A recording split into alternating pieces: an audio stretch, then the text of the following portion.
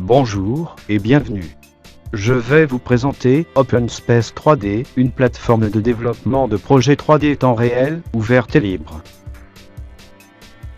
OpenSpace 3D permet de créer des applications de réalité augmentée, de réalité virtuelle, de jeux ou encore d'architecture. Ce logiciel vise avant tout des profils non développeurs, comme des infographistes par exemple. Cependant, le fait que ces sources soient ouvertes permet aussi aux développeurs d'améliorer ou de modifier OpenSpace 3D selon les besoins. OpenSpace 3D est un logiciel libre sous licence LGPL.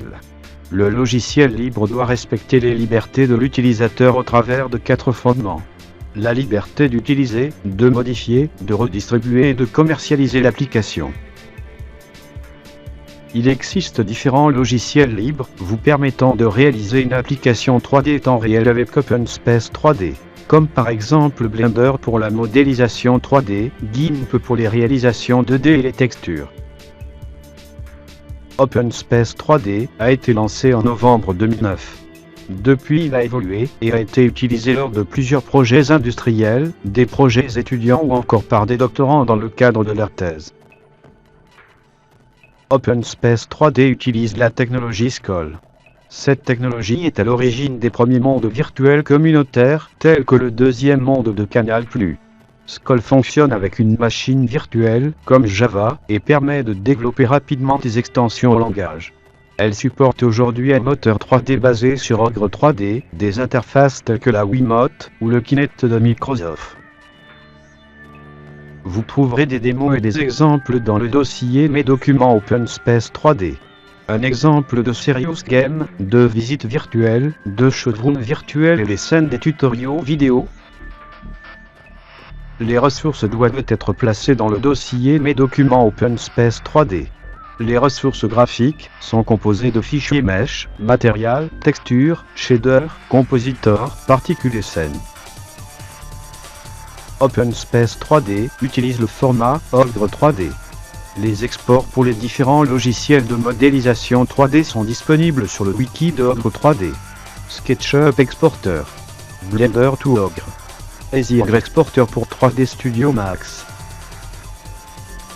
L'interface est composée d'un menu général pour ouvrir ou enregistrer un projet, d'un arbre de scène et de gestion des ressources, d'un menu d'édition 3D, de la vue 3D de la scène, d'une zone d'édition des fonctions de l'on appelle plugin, et d'une zone de log et de debug. L'arbre de scène permet de visualiser et d'éditer la hiérarchie de la scène.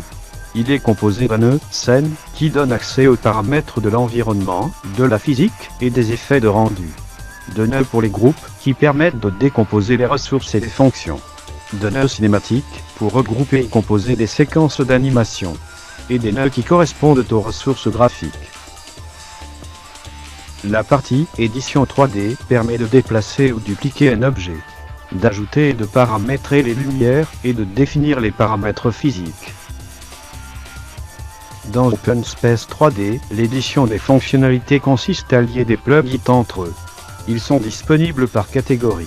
Un plugin déclenche un événement qui peut être lié à une action d'un ou plusieurs plugins. Un lien entre deux plugins peut contenir un paramètre. Il est soit retourné par un événement, soit défini par l'utilisateur. La création des interfaces est réalisée à partir des plugins.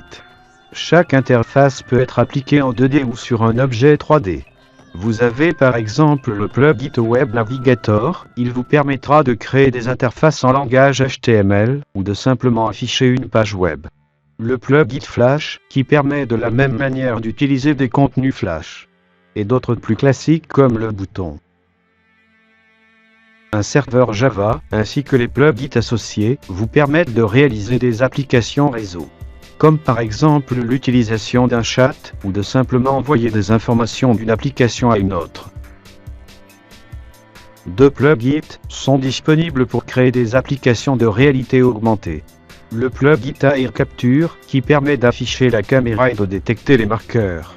Et le plugin Air Marker, qui permet de sélectionner un marqueur et de l'associer à un objet 3D. Il est possible d'utiliser 2 types de marqueurs. Les marqueurs prédéfinis et imprimables, et les marqueurs créés à partir d'une image de votre choix.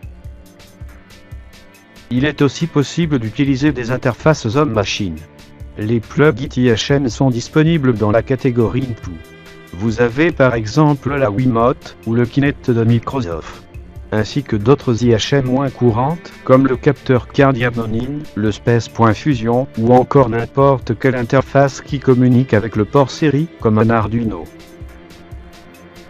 Pour diffuser une application OpenSpace 3D, vous pouvez choisir de créer un dossier exécutable en standalone, pour le distribuer sur CD ou clé USB. Ou encore, de l'intégrer dans une page web, via l'interface de téléchargement vers un serveur FTP. Des informations supplémentaires peuvent être trouvées sur le site openspace3d.com. Le forum et les ressources communautaires sont accessibles sur scholering.org.